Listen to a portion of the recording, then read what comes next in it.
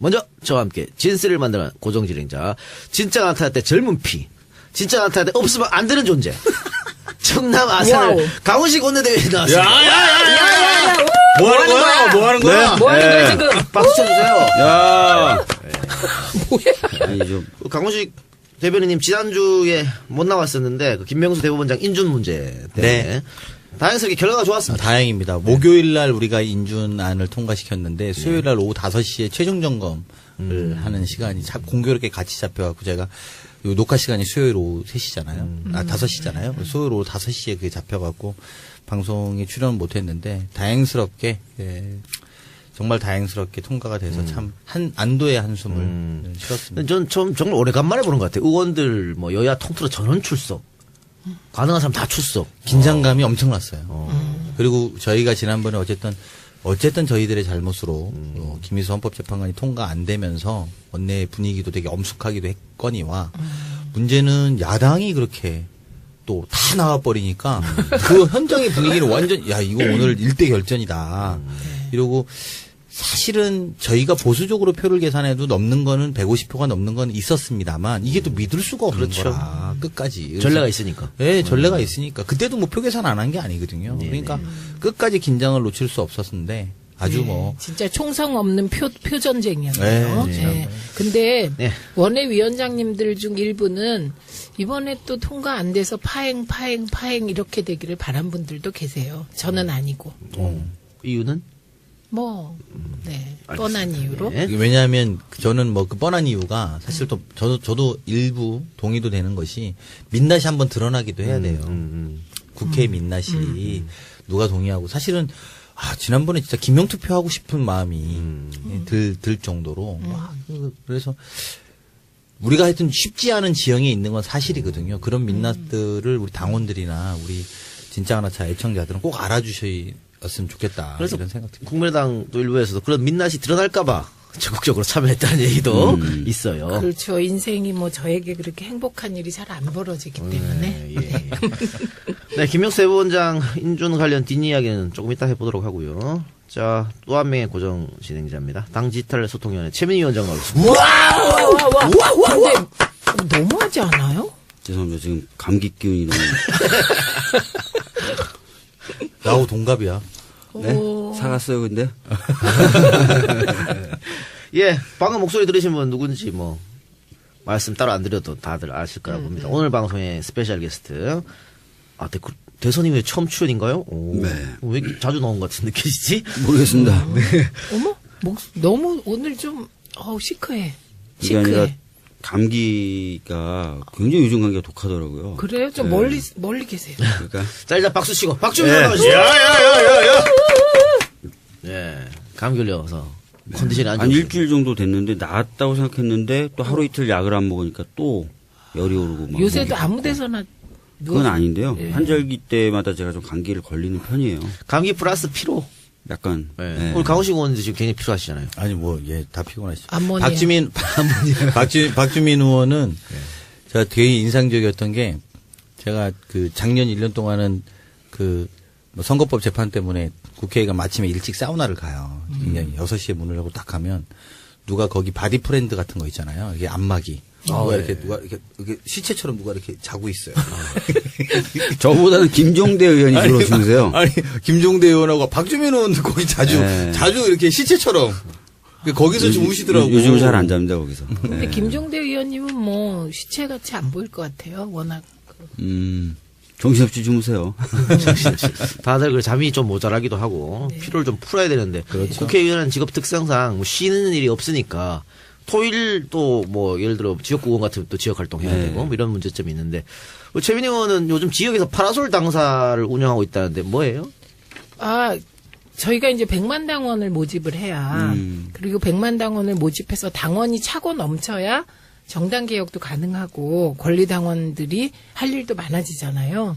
그래서 저는 이제 100만 당원의 일익을 담당하고자 지역에서 오프에서 파라솔 당사를 운영하고 있습니다. 그러니까 이렇게 직접 마이크를 들고 문재인 대통령에게 힘을 주십시오. 적폐청산을 위해서 힘을 보태 주십시오. 언론도 흔들고 뭐도 흔들고 우리는 흔들면 안 되지 않겠습니까? 민주당 당원에 가입해 주십시오. 이렇게 지금 해요. 하고 계십니까? 네. 살이 좀 빠진 것 같아요. 이거 그렇게 하느라고? 떠드니까 또 이렇게 말을 많이 하니까 볼살이 빠지네. 되게 좋다. 좋네요. 당사도 하고 다이어트도 하고 일석이조잖아요. 네, 그리고 그런 식으로 당원을 모집하시는 거예요? 네, 당원을 가두에서? 직접 모집을 하고 지금까지 제가 일주일당 나갈 수 있었거든요. 네. 그러니까 못 나가는 날이 있으니까 일주일 만에 167명. 야, 이거를 보고 일주일. 사실은 우리 지역도 해요. 저도 벤치마킹. 저희 지역도 일주일에 쭉 그렇게 기간사 앞에서 하는 건 아니고 일주일에 한 번씩 한 달 나갔거든요. 4번. 몇 명. 저희는 78명. 그러니까 그러니까 우리 지역이 의미가 있는 건 여기가 되게 보수적인 지역이에요. 네. 그런데 서서히 바뀌고 있는 과정이고 또 보수적인 분들이 그런 게 있잖아요. 열심히 하면 마음을 열어주는 거. 그래서 의외로 167장이니까 되게 많이 받아요. 많이 하죠. 당원 가입이라는 게 쉽지 않거든요. 네, 네. 근데 어쨌든 우리는 목이 터져라 외쳐서 지금 목이 신 거예요. 그리고 온 오프 네트워크 정당이니까 온 당원만 하면 안 되고 오프 당원도. 그렇죠. 그리고 당원 중요한 게 그 다가온 지방선거 한 평생 할 수 있는 거잖아요. 권리. 그렇죠. 9월 30일까지 당원 가입. 얼마 안 남았네요. 예. 그래서 며칠 안 남은 거 여러분. 방송 듣고 계신 분들 혹시 아직 당원 가입 안 하셨으면 해주시길 바라고요. 자, 박주민 의원 별명이 뭐 여러 가지 있습니다만 또 바리바리 박주바리 아니겠습니까? 네. 법안 발의 또 계속 열심히 하고 계신 것 같아요. 뭐 그때 무한도전에 출연해서 약속했던 임사무 주자 편입법, 또 네. 국민소환법, 국회의원들. 네. 그리고 최근에 또 화제가 됐던 게 인도적 차원에서의 대북 지원, 이건 법으로 좀 제정하다 이런 것도. 네. 그것 때문에 욕도 좀 드셨다고. 북한 인도적 지원법 같은 경우에 이제 아시다시피 문재인 정부도 인도적 지원을 하겠다 그래서 욕 많이 먹었잖아요. 그렇죠. 사실 저는 발의할 준비를 해놓고 시기를 좀 보고 있었어요. 왜냐하면 북미 간의 갈등이나 이런 게 워낙 세지니까. 근데 정부가 인도적 지원을 하겠다 그러고 또 비난이 쏟아지는 상황에서 제가 그냥 저도 준비해놨는데 아무것도 안 하고 있으면 웃길 것 같아가지고 같은 시기에 그냥 발의를 해버렸어요. 그랬더니 의외로 욕보다는 잘했다라는 얘기를 많이 해주시더라고요. 예. 박주민의 큰 그림이다. 빅피처였어. 빅피처였다. 이거 법안으로 해놓으면은 다음부터 논란 될 거리도 없다 이제. 이렇게. 근데 논의가 되고 통과될지 모르겠어요. 그게 문제지요. 그게 문제인데 하여튼 뭐 열심히 해주시기 바랍니다. 논리적으로는 완벽한 법이라고 저희는 믿겠습니다. 네, 그렇고 그 박주민은 팟캐스트도 뭐 새롭게 하신다고 법 발의를 주제로. 네, 한겨레 신문의 송채경아님하고 같이 그리고 곽현아님하고 같이 진행하는 건데요. 곽현아 씨? 곽현화 예. 네, 하고 진행하는 건데 어제 밤에 이제 3번째 녹화를 마쳤습니다. 아직까지는 뭐 많은 분들이 찾아주시는 방송은 아닌 것 같고요. 홍보 한번 하세요. 하세요. 네? 홍보 제목이라도 홍보하세요. 딴 프로하고 좀 차이가 나는 게 네. 발의된 법안을 놓고 얘기를 해요. 아. 네, 그러니까 무슨 정치 현안이나 이런 것보다는 어떤 법안을 놓고 그 법안이 어떤 내용을 담고 있고 왜 필요한가. 열나 문제점은 없나. 재미없겠다. 사실상 이제 재미가 없을 거라고 생각했는데요. 재미가 있어요? 재미는 없더라고요. 이거 재밌네. 막 웃기고 그런 건 아니고요. 네. 예. 근데 이제 가끔 올라오는 댓글에 유익하다 이런 얘기는 있더라고요. 발의된 법안보다는 사실 통과된 법안에 대한 분석도 더 중요할 것 같아요. 그것도 있으면 좋겠죠. 네, 왜냐하면 발의라는 게 사실 더 잘 아시지만 우리가 발의된 게 통과되는 확률이 굉장히 낮잖아요. 네. 그게 의미 부여하는 것도 중요하지만 통과돼서 삶이 어떻게 바뀌는지도 좀 살펴봐 주시면 좋겠네요. 그런 것도 좋을 것 같습니다. 아니 예. 그거는 진짜가 하겠습니다. 그러면 그렇게 해야 되겠다. 우리가 좋은 거 하자. 그렇죠, 그렇죠. 네. 그러면 당원 모집 광고 듣고 와서 이야기 계속해 보도록 하겠습니다. 네, 모두에 잠시 언급했던 김명수 대법원장 인준 진 이야기. 아까 뭐 시나리오 뭐 각자 다 짜봤을 텐데 우리 대변인님께서는 네. 이 정도쯤은 나올 거라고 판단했습니까? 이제는 말할 수 있다. 네. 뒷이야기 토크. 예. 저희가 계산한 표가 제가 계산한 것은 155개였어요. 155. 네, 155표 정도는 받을 거다. 153에서 5 정도는 원내에서 모았던, 그러니까 계산했던 표였던 거죠. 그래서 사실은 통과는 됐건데 문제는 이제 그거 확신이라니까 되게 보수적으로 생각했지만 이 확신이 없는 거잖아요. 그래서 그거를 밖에다가 말은 못했어요. 그래서 그 기자들이 이제 물어보거든요. 몇 표로 보시냐 이렇게 물어보면 한 표가 늘 부족하다는 생각으로 뛰고 있다. 뭐 이렇게밖에 말할 수 없는 상황이었어요. 그래서 그때 근데 참 그 우스갯소리로 뭐 우리 이제 그 보좌진들끼리 이제 뭐 배팅해라 뭐 몇 표냐 뭐 이런 이야기 하는데 많이 보는 사람도 사실은 160표 보는 사람은 없었습니다. 많이 보는 사람도 158구까지는 나온 이야기는 있어도 160까지는 정청래 의원이 160이라 했는데 정확히 맞았더라고요. 그 요즘 국회에 안 계셔서 감이 없는 거야. 감이 없어서. 감이 없어서 맞춘 거? 그럴 때 보면 굉장히 또 정확하시잖아요. 그렇지. 그렇죠. 국회에 감하고는 국회 안에 있으면 이제 반대로 매몰되는 단점이 있지만 밖에 있으니까 객관적으로 보셨을 수도 있고. 장기 뜰 때 호수 뜨는 사람이 더 다른 거죠. 그렇지. 그런 것처럼 이제 그런 것도 있지만 그 안에 있는 사람들은 매몰돼서 그런지 몰라도 우리가 160개까지 말하는 분들은 없었어요. 그러니까 좀 쫄은 거죠. 쫄은 우리가. 거죠. 그리고 이제 김희수 재판관에 대한 상처가 되게 커요. 네, 그래서 네. 그 되게 보수적이 될 수밖에 없는 거죠. 그럼 또 이제는 말할 수 있다. 그 언론에서 대통령 그리고 국회의장 원내대표 넥타이가 다 그 연두색 녹색 계통이어서 그 정도로 의지를 보여준 것이다. 그래서 뭐 다들 연락해서 맞추자 이랬을 것이다. 이런 얘기도 있던데 그건 아닙니다. 그건 아니고 우연이야 우연. 우연히. 네, 그러니까 우연히 같았다는 게 더 중요하죠. 그게 간절함. 이심전심. 간절함. 서로 다 간절한 마음. 원내대표는 정말 그런 의미로 녹색을 한 거예요? 당연하지. 아이고. 그리고 그게 그 넥타이 자체가 그 고 김근태 의장이 유품이래.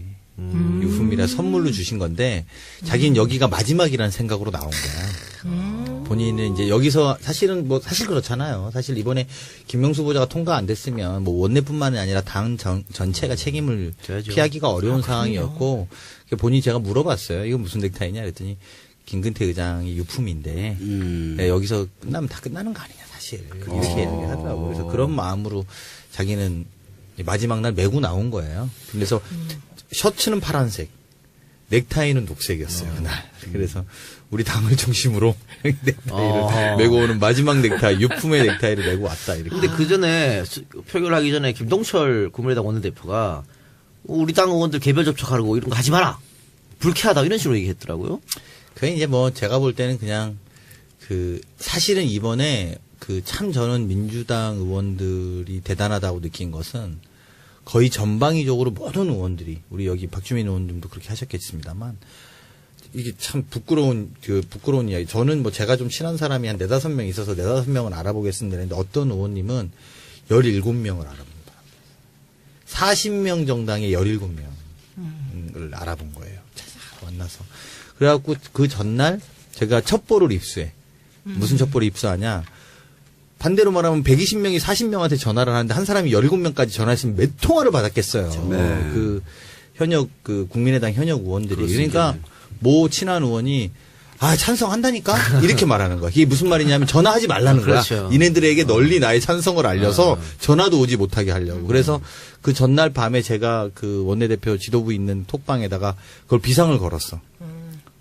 이게 귀찮아서 찬성한다라는 표현을 하기 시작했다. 그래서 우리가 이건 더 이상 전화는 하지 말고 직접 가서 한 명이라도 만나자. 절절하게. 내일 아침 2시까지 시간이 좀 있는데 내일 오전에 의총을 열고 만나서 손 붙잡고 정말 좀 사정을 하자.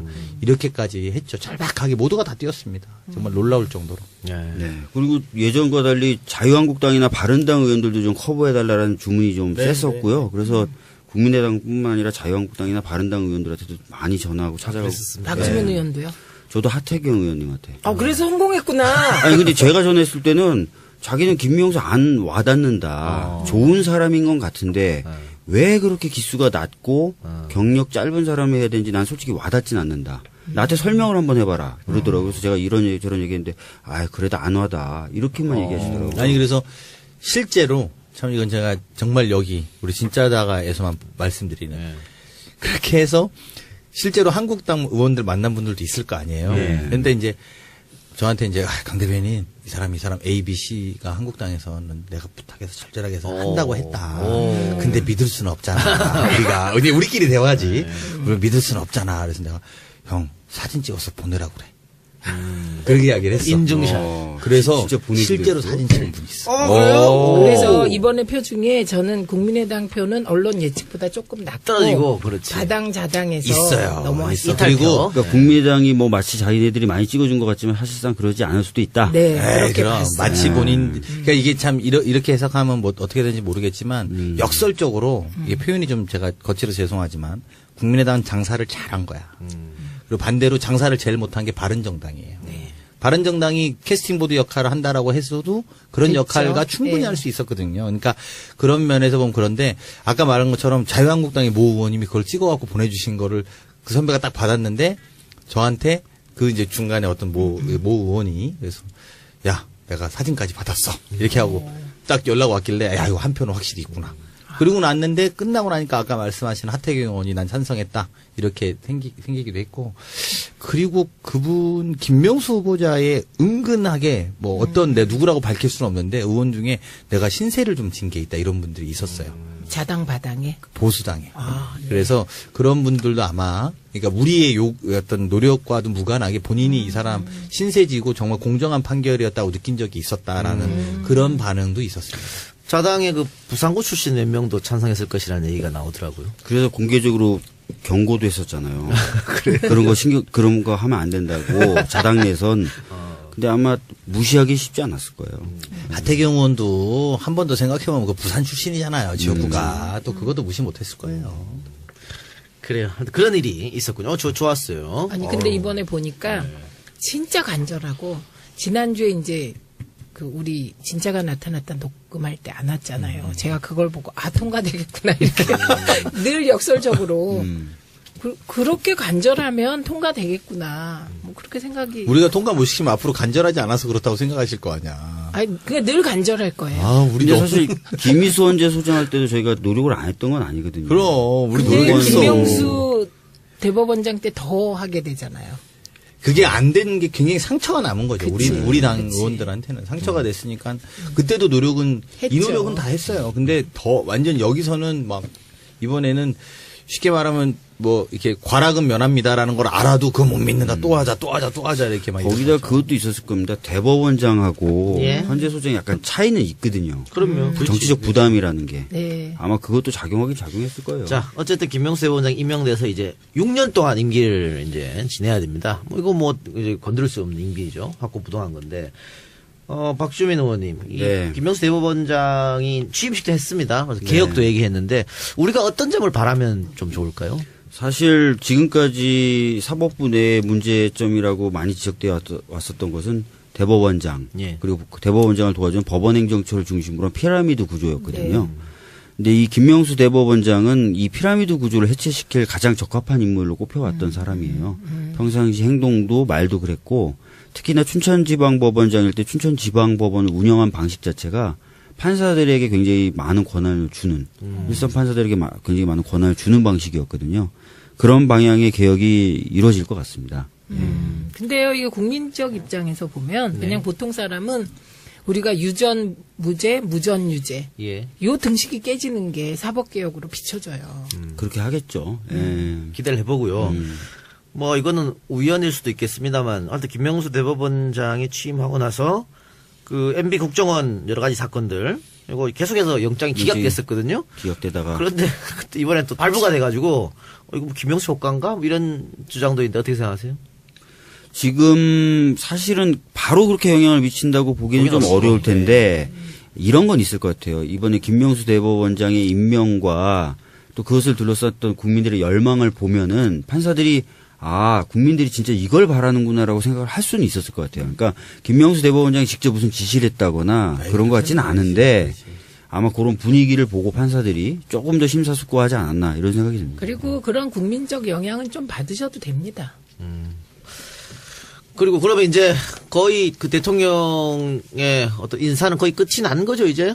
그러면 이제 아직도 많이 남았어요. 아직 많이 남았습니까? 아직도 많이 남았고 왜냐하면 우리가 지금 큰 틀에서만 이제 인사가 됐다라고 볼 수 있는데 사실 제가 이번에 국감 준비하면서 많이 느끼는 것이지만 이제 우리가 위에 한 분씩 정도 앉힌 거예요. 대한민국 전체로 보면. 그러니까 뭐 제가 맡고 있는 해당 상임이라든지 협회나 기관들 보면 아직 밑에는 지난 9년간 승승장구 해왔던 사람들이 생각해 보세요. 지금 가령 제가 뭐 어떤 부처라고 말할 수는 없지만 모든 부처가 마찬가지겠죠. 지금 국장 하시는 분들은 그대로죠. 뭐 과장이거나 네, 네. 뭐 또는 뭐 그 밑에 주무관일 때부터 승승장구한 거예요. 지난 보수 정권에서. 그리고 보수 정권의 은덕으로 지금 와서 이 장관이든 누가 왔지만 본인한테 익숙한 옷과 틀과 방향은 과거 정권의 방향이었다라는 거거든요. 그래서 이게 전체적인 사회적인 분위기 또 지지층들의 응집들이 계속 끊임없이 이어지면서 동시에 또 이제 아마 문재인 정부는 좀 더 개방형 모집들 많이 하지 않겠어요? 주변에 그런 분들도 좀 적극적으로 응시해서 곳곳에서 다 좀 이렇게 변화를 만들어내야 된다 이런 생각이. 그러니까 사실 오늘 저희가 법사위를 하면서 좀 놀랐었어요. 예. 왜냐하면 기재부 공무원들이 자유한국당을 엄청나게 그거 오늘 난리 났었어요. 네, 그래서 이 법안 막아달라, 저 법안 막아달라라고 다 얘기하고 다닌 거예요. 저희 쪽에는 찾아오지도 않고. 그래서 지금 기재부가 지금 기재부 공무원들이. 네, 기재부가 가장 지금 과거의 잔재가 많이 남아 있는 걸로. 그러니까요. 그래서 뭐 심사 보고서에도 다 재정 당국이 부정적 의견입니다. 그리고 저쪽 자유한국당 의원들도 재정 어떻게 할 거냐 다 이걸 들고 나와서 본회의에 못 올라가게 해버리는 거예요. 그래서 알고 봤더니 기재부 공무원들이 그렇게 뻔질나게 자유한국당 의원실들을 방문했다는 거예요. 그러니까 황당하죠. 저희가 여당이잖아요. 그러니까 우리 국정기획자문위원회 때도 그랬습니다. 제가 오늘 올라온 거 하나 보고를 보여드릴게요. 우리 원내 비공개에 있는 이제 실무자가 올린 거예요. 초등학교 과일급식법은 대통령의 공약사항인데 기재부가 반대. 교육부는 하면 된다는 논리로 방어하고 있으나 교육부는 재원이 없잖아요. 예. 돈은 기재부가 지고 있거든요. 그래서 재원이 없고 또 교육부의 실무진들은 시행할 의지가 없다는 거예요. 그렇게 보고 올라오는 거예요. 그러니까 실무진도 강력하게 가서 막 기재부 공무원들을 설득하고 이래야 되는데 그것도 또 미비하고 또 기재부도 그러니까 아니 뭐 대통령 공약이고 뭐고 이게 지금 관심이 없는 거예요. 자기네들이 지금까지 익숙한 아까 말한 것처럼 지난 9년간 익숙해져 있던 이 틀과 체제를 바꾸는 것 자체가 불편한 거예요. 그래서 이것뿐만 아닙니다. 뭐 농업소득법과 관련해서는 기재부가 상임위 심사 단계에서 의견이 없다고 했다가 법사위에서는 반대 의견. 그러니까 이게 왜 더 신기한 게 해당 상임위 때는 기재부가 입을 다물고 있는 거예요. 그러고 나서 법사위에 와서 그렇게 법사위에서 잡으면 되니까.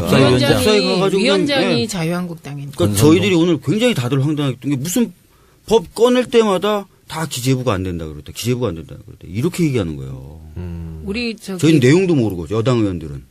기재부에 어떤 식으로 하냐면 대놓고 반대하기는 어렵거든 본인이. 그래서 어떻게 하냐면 법사위에 올라오면 기재부는 어떻게 생각합니까? 의견을 내거든요. 그러면 신중 검토라는 의견을 내.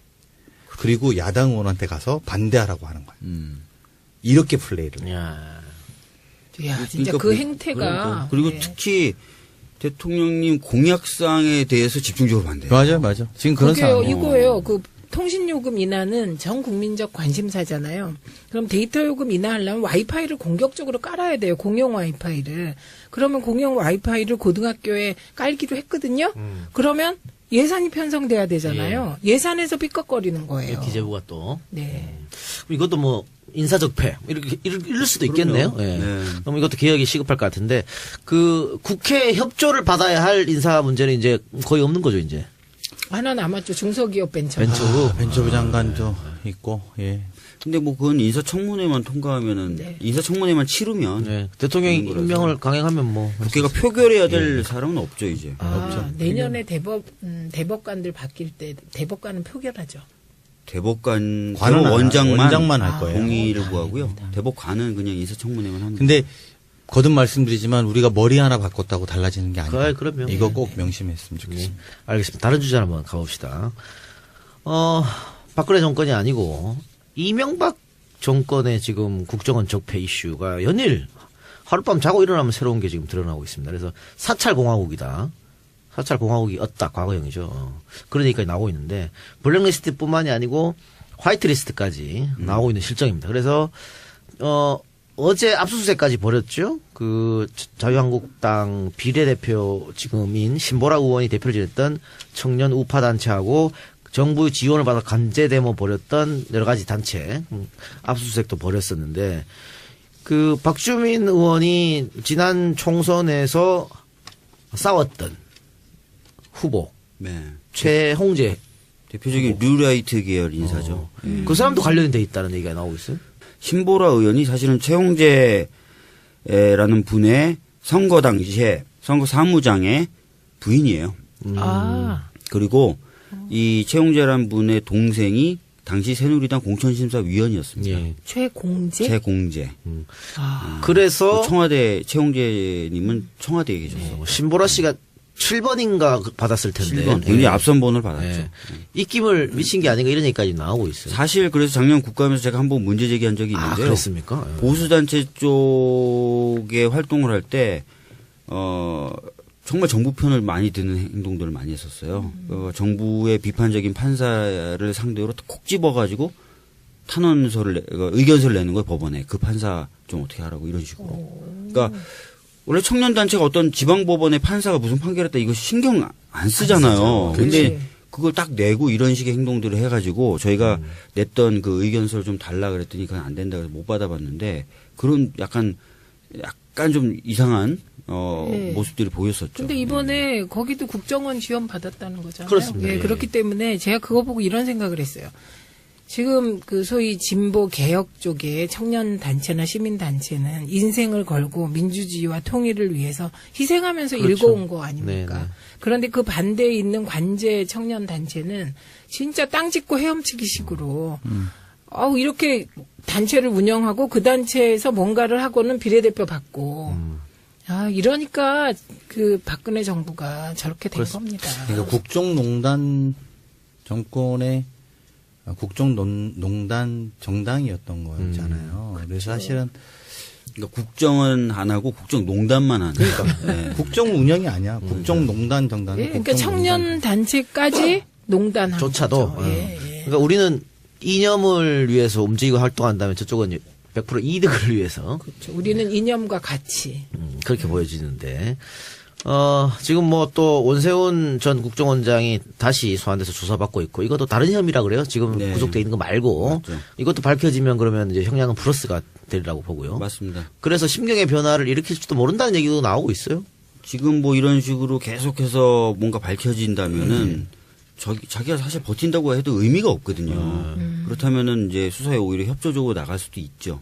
그 정두원 의원은 그 바뀔 거다. 말하자면 다 진실을 얘기할 거다. 이런 식의 얘기를 하고 다니시죠. 윗선을 이야기할 수도 있을 네. 것이다. 지금 뭐 전방위적으로 조사되고 있으니까 아마 그럴 가능성은 점점 높아지겠죠.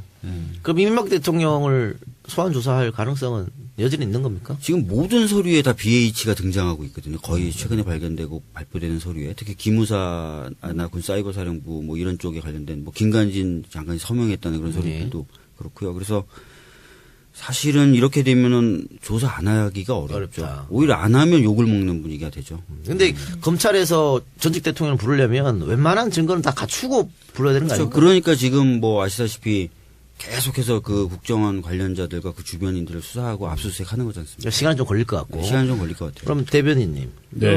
지금 자유한국당에서는 계속 또 바른정당 일부 이것을 뭐 적폐청산이 아니고 정치 보복 프레임으로 씌워가지고 몰아가려고 하고 있거든요. 민주당 대응은 어때요, 그러면?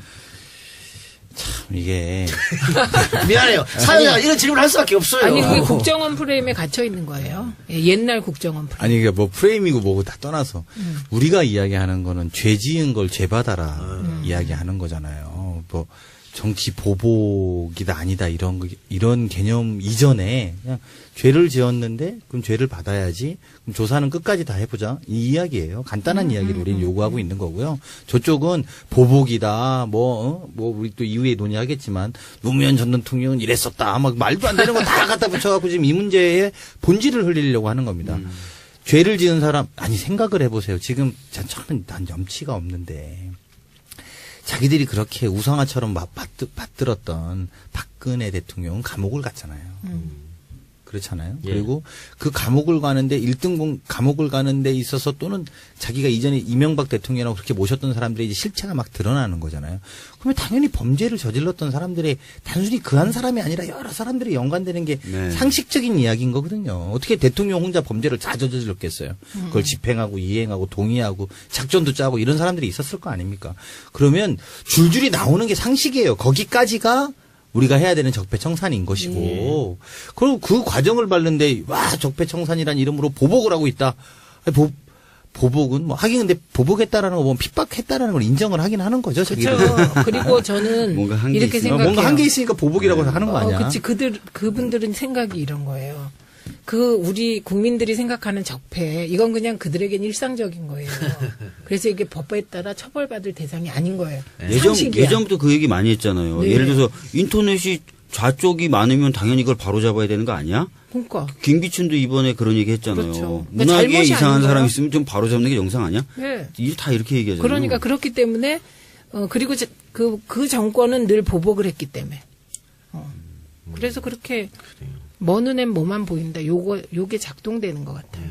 진짜 잘못했다고 생각을 안 하는 것 같아요.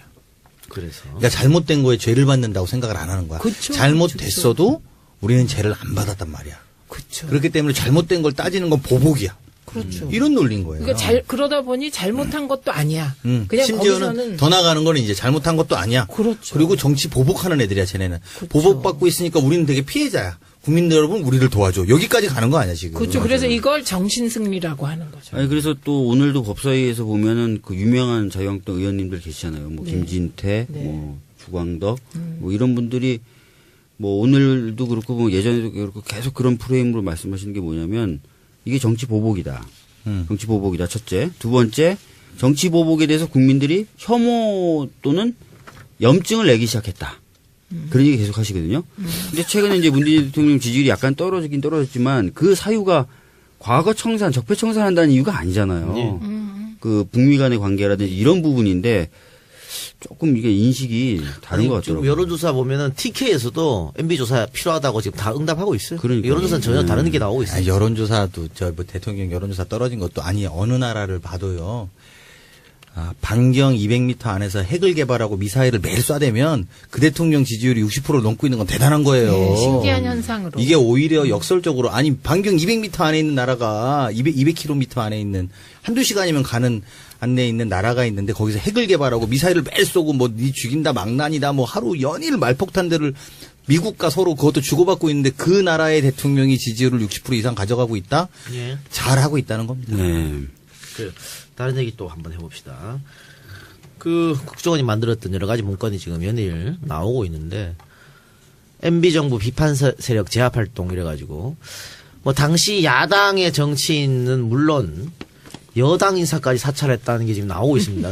여당 보수 인사도 심리전 대상인데 옛날 그 보안사에서 했던 윤석양 네, 이병 네, 사건. 네. 그때 여야 안 가리고 다 사찰했었거든요. 네. 그게 생각이 나는데 홍준표 최고한테는 자꾸 총불을 아군에 겨누고 있다. 원희룡한테는 회색 분자이자 카멜레온.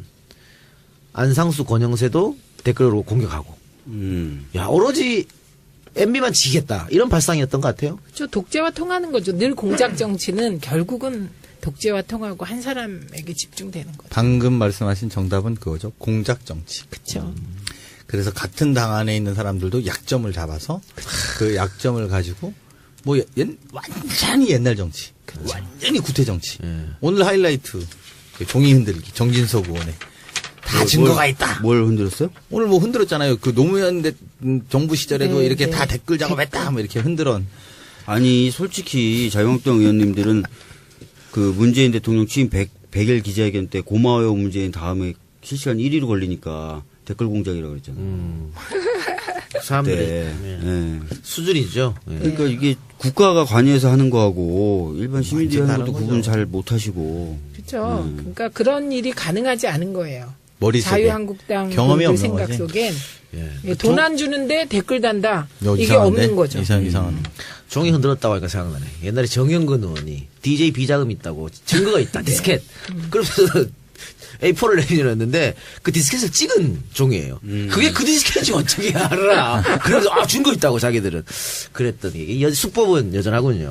예, 여전한데 정진석 얘기가 나왔으니까 지금 정진석 의원이 그렇게 활동하는 것은 코너로 오히려 자신의 발언이 몰렸기 때문에 그런 것 같아요. 그렇습니다. 그래서 사실은 이 문제의 정진석 의원에 대한 대응은 며칠 전에 이미 노무현 재단도 이제 노건호 씨가 직접 예. 고발했습니다만 더 이상 우리는 대응하지 않으려고 합니다. 그렇죠. 즉 바꿔 말하면 고발로 또 검찰의 조사로 명명백각에 밝히고 예. 또 이 부분에 정진석 의원이 위법하고 불법한 행위에 대해서 법의 심판을 받게 하는 것이 맞는 것이지. 그래서 제가 정진석 의원 자체에 대한 뭐 이 품격 없는 발언에 대한 논평을 냈어도 이 부분에 대한 논평을 일부러 내지 말자. 네, 네. 굳이. 그래서 말을 더 만들어서 이걸 쟁점화시켜서 마치 이명박 때 노무현의 어떤 대결처럼 만들어내는 것이 그들의 바람이에요.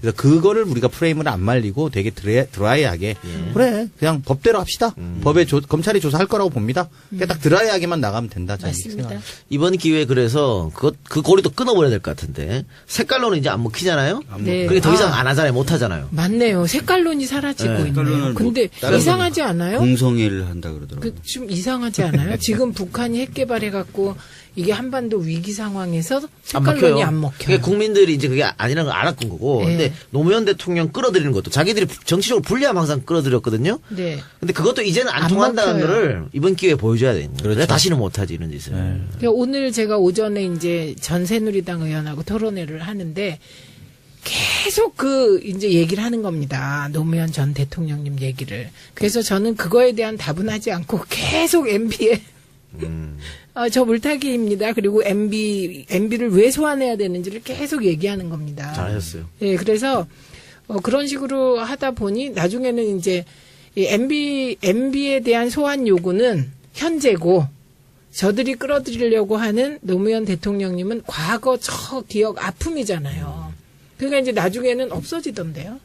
그러니까 더 못하던데. 거기서 뭐 예를 들어서 뭐 또 변명한다고 하면 더 저쪽 의도대로 당연하죠. 끌려가는 거니까. 네. 잘하신 그래서 거고. 의도가 예. 명백한 것 같다. 그러면은 박주민 의원님 정성원 같으면은 이제 뭐 사자 명예훼손 이런 걸로 이제 고발 고소된 거죠. 네. 허위사실 유포.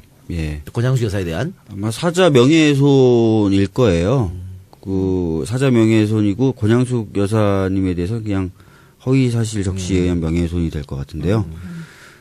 지금 이례적으로 뭐 이례적인 것까지는 아니지만 하여튼 검찰이 직접 수사하겠다 이렇게 얘기를 하고 있어요. 신속하게. 직접 지난번에 수사하겠다. 수사를 안 받으셨어요.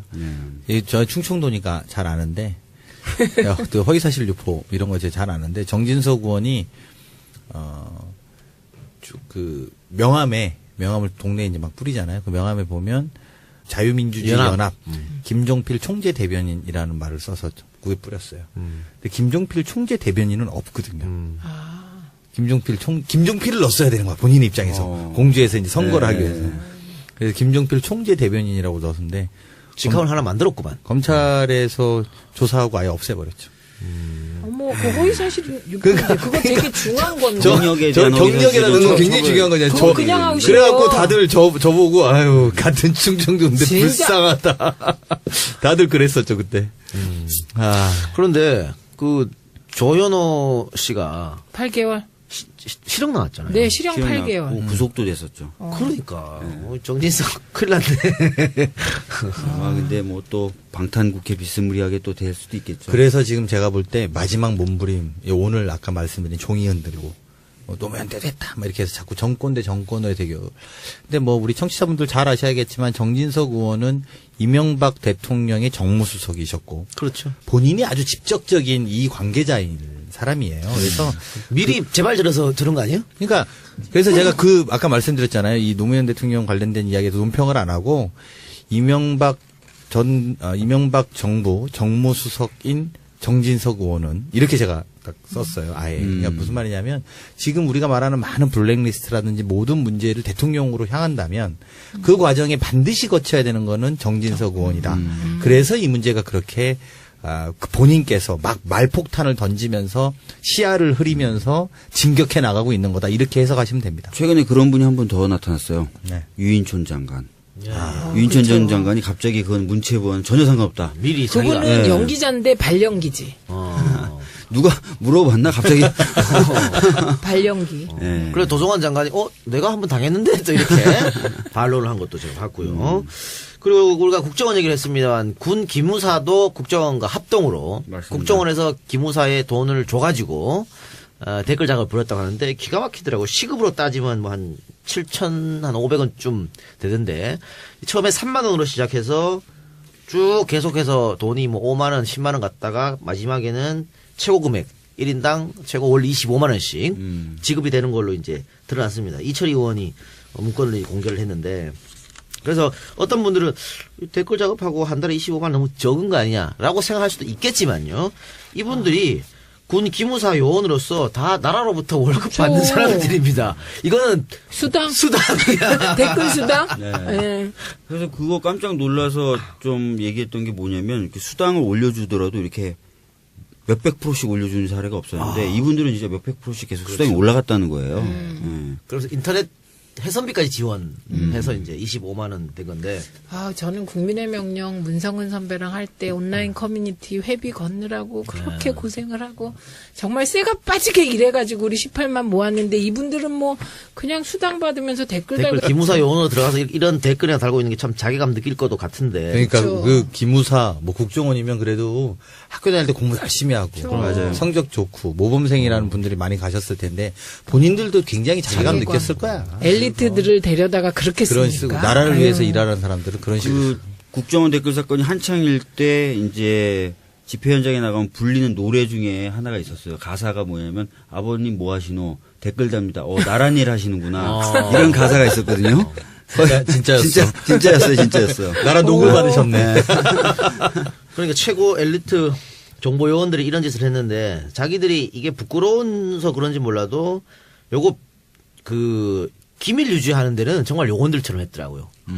뭐 걸어놓고 별 이상한 짓을 다 했더라고요. 그러니까 이건 저의 추론인데 왜냐하면 이렇게 많은 사람들이 전방위적으로 국가에서 했으면 아마도 양심선언 같은 게 나올 법도 하잖아요. 네. 근데 이게 왜 안 나올까 제가 생각을 해보니 네. 국정원 일 전체 안에 이걸 넣어놨던 거야. 아예. 그래서 국정원 일에 대해서는 자기가 서약서를 썼거나 이랬었을 거 썼습니다. 아니에요. 분명히. 썼어요. 쓰고 내가 국정원 일에 대해서는 일체 발설하지 않겠다는 네. 약속을 하셨고 이 일이 진짜 국정원 일이었기 때문에 자기한테는 국정원의 지휘체계 안에서 받았던 일이기 때문에 이거를 양심선언도 또 발설도 할 수 없는 거예요. 그러니까 서약서에 국가기밀 누설에 준하는 것으로 그렇게 서약했더라고요. 그러니까 그렇게 썼으니 그게 뭐 어떻게 이야기하겠어요. 그리고 핸드폰도 특수폰을 썼더라고요. 그러니까 나한테 전화가 오면 발신 번호가 완전 다른 번호로 오게끔 그런 특수폰을 썼었고 진짜 국정원이 아니면 못하는 거죠. 네. 카페를 이 사람들이 운영해서 거기서 모였는데 카페는 혹시라도 기밀이 누설될까봐 6개월에 한 번씩 폐쇄하고 다시 만들고 이거를 참 국가 차원에서 했다니까 기가 막히게 이것만 했을 것 같네요, 국정원이. 네. 네. 그러니까 뭐 미사일 쐈는지 김정일이 죽었는지도 죽었는지 모르고, 그런 것도 모르고 그냥 주력 사업이 이제 댓글이었어요. 그러니까요. 참 이렇게 되면은 이제 국정원 어떻게 개혁의 동력은 국민들이 다 아신 것 같아요. 더 이제 셀 것 같고 이제 국내 파트는 이제 이렇게 해서 완전 없어져야 되는 거 아니겠습니까? 특히 정치 파트 분야는. 그래서 사실은 지금 서훈 원장 같은 경우에는 국내 정보라든지 이런 것들 좀 정리하겠다 이렇게 얘기를 하고 있는 거지 않습니까? 일단 아로는 일찍이 철수했죠. 네. 네. 필요한 것 같고. 자, 다른 얘기 또 하나만 더 하고 우리 1부 마치도록 하겠습니다. 지난 25일이 백남기 농민의 일주기 되는 날이었는데 아직 경찰, 검찰 수사가 다 끝난 건 아니죠? 진행되고 있는 거죠? 지금 제가 들은 바로는 한 달 내에 기소를 한답니다. 한 달 내에 기소를 한다 그래서 여기서 그러면 기소 대상은 누굽니까? 그런 부분까지는 다 밝혀지진 않았는데요. 밝힐 수도 정리하는 작업을 좀 하고 있다 그러고요. 밝힐 수 없는 거예요? 아니면 밝혀지지 않은 거예요? 예? 기소가 누군지. 저는 사실 거기까지는 좀 알기가 좀 어렵습니다. 제가 그 하위 레벨이라서. 근데 이제 여러분은 지금 대한민국 국회의원의 충격 발언을 듣고 예. 계십니다. 근데 이제 난 하위 레벨이었다. 청구 인락서라는 것들을 지금 계속 내고 있거든요. 그게 뭐냐면은 민사소송을 제기했었어요. 가족분들이. 네, 네. 거기에 대해서 이제 피고로 지목됐던 잘못했다고 지목됐던 경찰들이 정말 잘못했습니다. 라고 그걸 내고 있어요. 내면서 그동안 마음이 너무 불편했다. 이런 얘기도 담고 있고 조직의 일원으로서 할 수밖에 없었던 일이다. 이런 표현도 담겨 있고 네. 국가가 먼저 나섰어야 되는데 안 나서서 답답했다. 이런 얘기도 나와 있고. 근데 당시 경찰 최고 책임자는 강신명 전 청장이잖아요. 그렇죠. 지금까지 사과 한마디 안 하고 있는. 안 하고 있죠. 강 전 청장에 대한 조사라든가 혹은 기소 가능성은 없나요? 강 전 총장에 대한 수사도 이루어진 것으로 저희들은 이야기 알고 있고요. 아마 기소의 범위하고 그다음에 죄명 같은 것들을 가지고 막판 조율을 하고 있는 것 같아요. 네. 그러면은 이제 경찰의 어떤 시위에서 진압으로 사용되는 물대포 이거는 앞으로 5년간은 안 보도 되는 거죠? 예, 지금 뭐 최소 5년이죠. 경찰개혁위원회가 죄송합니다. 냈던 권고에 대해서 이철성 청장이 전폭적으로 다 수용하겠다고 해서 앞으로는 집회 현장에서 물대포 보기가 거의 불가능할 것 같습니다. 박주민 의원 뭐 국회 들어와서 정치하기 전에 인권 변호사였잖아요. 예. 뭐 이런 시위에도 많이 참석했고 예. 또 백남기 농민 뭐 사망 사건 누구보다도 가슴 아프게 지켜봤을 텐데 일주기 맞아서 우리 저 청취자들한테 해주고 싶은 말이 있습니다. 네, 하여튼 뭐 제가 지금 뭘 좀 많이 달고 다니는데 가장 아래에 있는 게 우리가 백남기다라는 배지예요. 이거를 네. 저는 검찰이 좀 기소를 하는 날까지는 달고 다니겠다라고 가족분들한테 얘기를 해서 계속 달고 다니는데 드디어 이제 뭐 한 달 안쪽으로 해서 기소를 할 것 같고요. 특히 대통령님도 이 사건에 굉장히 관심이 많으셔서 철저히 진상규명한 다음에 백서까지 만들어라라고 얘기를 하셨다 그래요. 네. 그러니까 가족분들이 원하는 수준의 수사나 진상규명은 이루어질 것이라고 봅니다. 그러면 그 서울대에서 그 당시에 뭐 그 문제 있었지 않습니까? 예, 강제부검. 예, 진료 뭐 기록서, 네, 뭐 진료 진단서 기록에 이런 거. 그분들도 다 조사가 이루어진 건가요? 글쎄요, 그 부분은 이제 사실 백남기 어르신의 그 경찰과 관련된 직접적인 부분은 아니거든요. 그래서 그 부분은 좀 다른 궤로 좀 봐야 될 것 같습니다. 외압이 있었나 없었나도 네, 궁금하긴 네. 한데요. 외압도 그래서 예전에 그렇고, 이제 네. 특검이 한번 서울대 병원 한번 했었잖아요. 왜냐면은 최순실이나 이쪽하고의 의료 게이트라고 하는 부분과 관련돼서 그러면서 약간 그 백남기 어르신의 어떤 그런 부분도 봤던 것으로 저도 알고 있는데 따로 뭐 더 특별하게 수사가 되거나 그런 건 아닌 것 같습니다. 그게 되게 궁금했어요. 그렇죠. 그죠? 네. 서울대 병원의 이상한 대응 행태. 사인도 막 바꾸고. 세상에 사람이 죽었는데 사인이 지금 원래 거, 그 다음에 바꿨던 거 다시 돌아온 거, 이런 식으로 된 거잖아요. 이해가 안 되는 부분이에요. 예, 네. 이해가 안 돼서. 그리고 박주민 의원님, 이 백남기 어르신 사망 사건은 이게 굉장히 관심이 많아야 되는 영역임에도 불구하고 또 상대적으로 대중적인 광범위한 관심은 좀 다른 건에 비해서 떨어져 있었거든요. 근데 이제 앞으로 한 달 정도의 기소가 된다고 하더라도 그때까지 좀 끝까지 네, 그 배지도 달고 다니시고 네. 좀 끝까지 네. 책임지시기 바랍니다. 알겠습니다. 고위에 있는 배지는 뭡니까? 나비 모양. 이거는 세월호. 세월호. 가족분들이 중에 이제 매듭을 직접 배우시는 분이 있는데요. 분들이 계신데 그분들이 직접 만들어주신 매듭입니다. 예. 최빈 의원도 세월호 팔찌를 아직도 하고 계시니까. 세월호 문제는 그러면 요것만 얘기하고 마칩시다. 세월호 문제는 지금 어떻게? 아시다시피 지금 선체조사위원회는 지금 활동을 하고 있어요. 그래서 선체조사위원회가 차량에서 발견된 블랙박스라든지 이 영상들을 복원하고 있고 GPS 플로터라든지 이런 최후의 세월호의 위치라든지 이런 것들을 밝힐 자료들을 계속 복원해 내고 있습니다. 그리고 전방위적으로 조사할 이기 특조위는 작년에 법을 발의해서 신속처리 건을 지정을 해놨고 올해 11월 20일이 되면 딱 330일이 됩니다. 그래서 11월 23일부터 열리는 본회의에는 언제든지 상정될 수 있도록 되어 있거든요. 그래서 현재까지는 국민의당이나 야당 다른 정의당 같이 처음에 신속처리 건 지정에 동의했던 당들하고는 긴밀히 이야기하면서 준비해 나가고 있습니다. 근데 이렇게요. 국회에 박주민 의원이 있다는 게 굉장히 감사하다. 이 얘기 들으면서 막판까지 잘 돼야 돼요. 아니, 막판에 그러니까 또 갑자기 막판까지 기미수 잘 재판 되도록 건걸로 노력을 해야 하는데요. 되는데 예. 어쨌든 이렇게 끝까지 진짜 진실하고 절실하고 간절하게 예, 세월호나 백남기 어르신 문제를 끌고 가는 국회의원이 있다는 게 되게 고맙다. 네. 이런 생각이 드네요. 감사합니다. 총선 전에 박주민 의원 국회의원 한 번만 하고 안 한다는데 생각을 바꾸시기 바랍니다. 현재까지는 크게 이제 생각이 변화가 없는데요. 네. 좀 있다가 바뀌게 될 수 있다면 뭐 저로서도 행복하겠죠. 네네네. 알겠습니다. 그냥 국회의원 한 번 하고 국무총리 하세요. 매기는 것 같은데 왠지. 자, 그러면 여기서 1부 마치고요. 박주민 의원이 이후 일정이 있어서 1부까지만 하고 저희는 2부에서 여러분들 다시 찾아뵙겠습니다. 진짜가 나타났다 시즌3 41번째 방송 마치고 저희는 2부로 돌아오겠습니다. 여러분들 대단히 고맙습니다. 수고하셨습니다. 감사합니다. 먼저 저와 함께 진스를 만드는 고정진행자 진짜가 나타날 때 젊은 피 진짜가 나타날 때 없으면 안 되는 존재 청남 아산을 와우. 강훈식 원내대회에 나왔습니다. 뭐 하는 거야? 뭐 하는 거야? 뭐 하는 거야, 지금? 박수 쳐주세요. 야, 아니 좀 강훈식 대변인님 지난주에 못 나왔었는데 그 김명수 대법원장 인준 문제 때문에 네.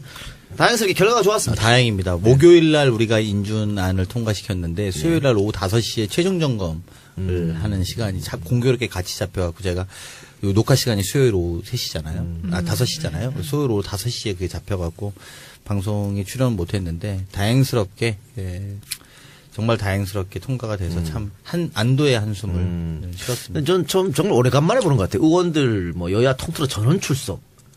가능한 사람 다 출석. 긴장감이 엄청났어요. 그리고 저희가 지난번에 어쨌든 저희들의 잘못으로 김희수 헌법재판관이 통과 안 되면서 원내 분위기도 되게 엄숙하기도 했거니와 문제는 야당이 그렇게 또 다 나와버리니까 그 현장의 분위기는 완전 야 이거 오늘 1대 결전이다 이러고 사실은 저희가 보수적으로 표를 계산해도 넘는 거는 150표가 넘는 건 있었습니다만 이게 또 믿을 수가 없는 거라 끝까지 전례가 있으니까. 네, 전례가 있으니까 그때도 뭐 표 계산 안 한 게 아니거든요. 그러니까 끝까지 긴장을 놓칠 수 없었는데 아주 뭐 진짜 총성 없는 표 전쟁이었네요. 네, 네. 근데 네. 원외위원장님들 중 일부는 이번에 또 통과 안 돼서 파행 이렇게 되기를 바란 분들도 계세요. 저는 아니고. 이유는? 뻔한 이유로. 네. 왜냐하면 저는 뭐 그 뻔한 이유가 사실 또 저도 일부 동의도 되는 것이 민낯이 한번 드러나기도 해야 돼요. 국회 민낯이 누가 동의하고 사실은 지난번에 진짜 기명투표 하고 싶은 마음이 들 정도로 그래서 우리가 하여튼 쉽지 않은 지형에 있는 건 사실이거든요. 그런 민낯들을 우리 당원들이나 우리 진짜 하나차 애청자들은 꼭 알아주셨으면 좋겠다. 그래서 이런 생각 듭니다. 국민의당도 일부에서도 그런 민낯이 드러날까봐 적극적으로. 우리 대변인님께서는 네. 이 정도쯤은 나올 거라고 판단했습니까? 이제는 말할 수 있다. 네. 뒷이야기 토크. 예. 저희가 계산한 표가 제가 계산한 것은 155개였어요. 155. 네, 155표 정도는 받을 거다. 153에서 5 정도는 원내에서 모았던, 그러니까 계산했던 표였던 거죠. 그래서 사실은 통과는 됐건데 문제는 이제 그거 확신이라니까 되게 보수적으로 생각했지만 이 확신이 없는 거잖아요. 그래서 그거를 밖에다가 말은 못했어요. 그래서 그 기자들이 이제 물어보거든요. 몇 표로 보시냐 이렇게 물어보면 한 표가 늘 부족하다는 생각으로 뛰고 있다. 뭐 이렇게밖에 말할 수 없는 상황이었어요. 그래서 그때 근데 참 그 우스갯소리로 우리 이제 그 보좌진들끼리 이제 배팅해라 몇 표냐 뭐 이런 이야기 하는데 많이 보는 사람도 사실은 160표 보는 사람은 없었습니다. 많이 보는 사람도 158구까지는 나온 이야기는 있어도 160까지는 정청래 의원이 160이라 했는데 정확히 맞았더라고요. 요즘 국회에 안 계셔서 감이 없는 거야. 감이 없어서. 감이 없어서 맞춘 거? 그럴 때 보면 굉장히 또 정확하시잖아요. 그렇지. 국회에 감하고는 국회 안에 있으면 이제 반대로 매몰되는 단점이 있지만 밖에 있으니까 객관적으로 보셨을 수도 있고. 장기 뜰 때 호수 뜨는 사람이 더 다른 거죠. 그렇지. 그런 것처럼 이제 그런 것도 있지만 그 안에 있는 사람들은 매몰돼서 그런지 몰라도 우리가 160개까지 말하는 분들은 없었어요. 그러니까 좀 쫄은 거죠. 쫄은 우리가. 거죠. 그리고 이제 김희수 재판관에 대한 상처가 되게 커요. 네, 그래서 네. 그 되게 보수적이 될 수밖에 없는 거죠. 그럼 또 이제는 말할 수 있다. 그 언론에서 대통령 그리고 국회의장 원내대표 넥타이가 다 그 연두색 녹색 계통이어서 그 정도로 의지를 보여준 것이다. 그래서 뭐 다들 연락해서 맞추자 이랬을 것이다. 이런 얘기도 있던데 그건 아닙니다. 그건 아니고 우연이야, 우연. 우연히. 네, 그러니까 우연히 같았다는 게 더 중요하죠. 그게 간절함. 이심전심. 간절함. 서로 다 간절한 마음. 원내대표는 정말 그런 의미로 녹색을 한 거예요? 당연하지. 아이고. 그리고 그게 그 넥타이 자체가 그래서 당원이 차고 넘쳐야 정당 개혁도 가능하고 권리당원들이 할 일도 많아지잖아요. 그래서 저는 이제 100만 당원의 일익을 담당하고자 지역에서 오프에서 파라솔 당사를 운영하고 있습니다. 그러니까 이렇게 직접 마이크를 들고 문재인 대통령에게 힘을 주십시오. 적폐청산을 위해서 힘을 보태 주십시오. 언론도 흔들고 뭐도 흔들고 우리는 흔들면 안 되지 않겠습니까? 민주당 당원에 가입해 주십시오. 이렇게 지금 해요. 하고 계십니까? 네. 살이 좀 빠진 것 같아요. 이거 그렇게 하느라고? 떠드니까 이렇게 말을 많이 하니까 볼살이 빠지네. 되게 좋다. 좋네요.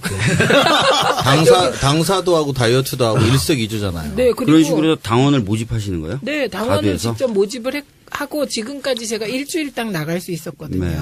그러니까 못 나가는 날이 있으니까 일주일 만에 167명. 야.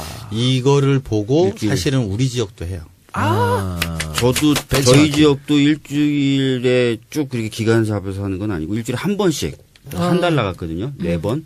몇 명? 저희는 78명.